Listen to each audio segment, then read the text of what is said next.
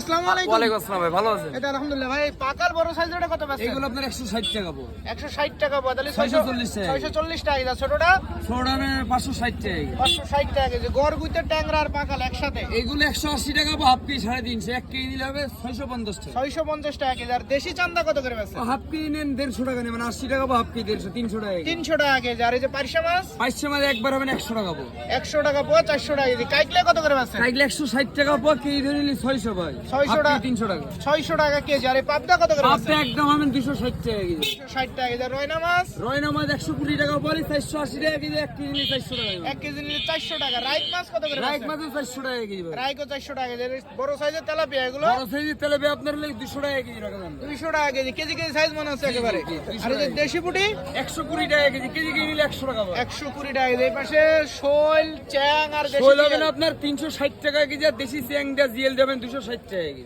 দেশি চ্যাং আর দেশি জিএল দিয়ে 260 টাকা কেজি। আর শোল শোল হবে না 480, 360 টাকা রাখা। 360 টাকা কেজি। শোল বড় সাইজের এগুলো।